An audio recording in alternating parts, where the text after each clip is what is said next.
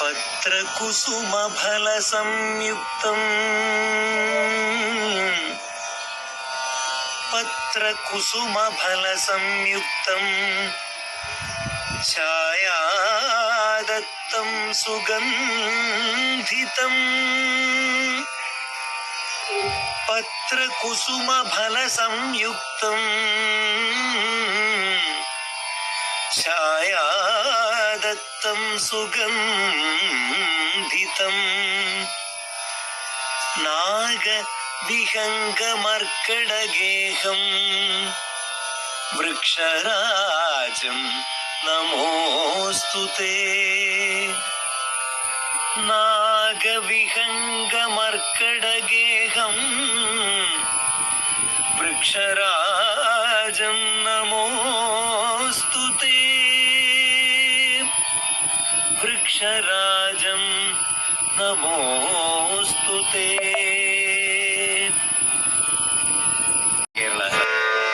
ഒരു തൈ നടാം നമുക്കമ്മയ്ക്കു വേണ്ടി, ഒരു തൈ നടാം കൊച്ചുമക്കൾക്കു വേണ്ടി, ഒരു തൈ നടാം കിളികൾക്കു വേണ്ടി, ഒരു തൈ നടാം നല്ല നാടേക്കു വേണ്ടി.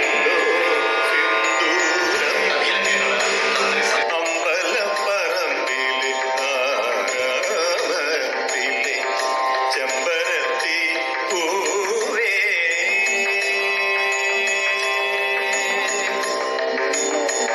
ഉദയാസ്തമന പതാകകൾ പറക്കും രഥവുമായി നിൽക്കൂ കാലം, പുഷ്പ രഥവുമായി നിൽക്കൂ കാലം.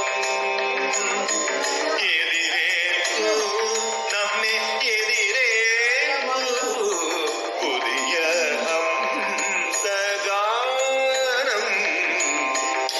അമ്പലപ്പറമ്പിലെ ആരാമത്തിലെ ചെമ്പരത്തി പൂവേ,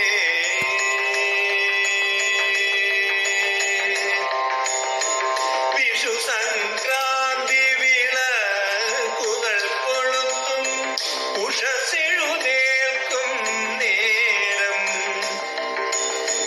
വിഷു സംക്രാന്തി വിളക്കുകൾ കൊളുത്താൻ ഉഷസെഴുന്നേൽക്കും നേരം, പുത്തൻ ഉഷസെഴുന്നേൽക്കും നേരം. വരുകില്ലേ ഓർത്തു തരുകില്ലേ ഹൃദയരാഗമാര്യം.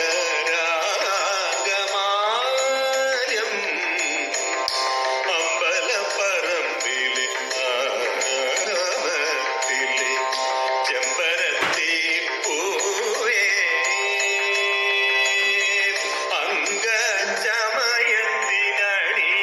അംഗചമയത്തിനണിയാനിത്തിരി സിന്ദൂരമുണ്ടോ സിന്ദൂരം.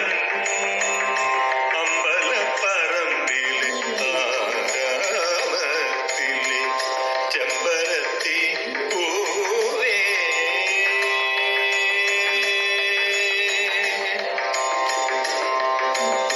എല്ലാവിധ ഭാവങ്ങളും ഇതിന് അർപ്പിക്കുക. നമസ്കാരം.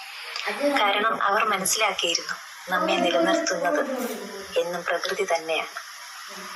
പ്രകൃതിയുടെ നാശം ആരംഭിക്കുമ്പോൾ നമ്മുടെയും നാശം ആരംഭിക്കുന്നു എന്നവർ മനസ്സിലാക്കിയിരുന്നു. എന്നാൽ നമ്മുടെ ശ്രദ്ധയില്ലായ്മ മൂലമാകാം നമ്മളിപ്പോൾ കടന്നു പോകുന്നത് അത്തരം പ്രകൃതി ദുരന്തങ്ങളിൽ കൂടിയും മഹാമാരികളിൽ കൂടിയുമാണ്. ഒരുപക്ഷെ പ്രകൃതിയെ വേണ്ട വിധം സംരക്ഷിക്കാത്തത് പ്രകൃതി തന്നെ നമ്മെ ഓർമ്മിപ്പിക്കുന്നതാകാം.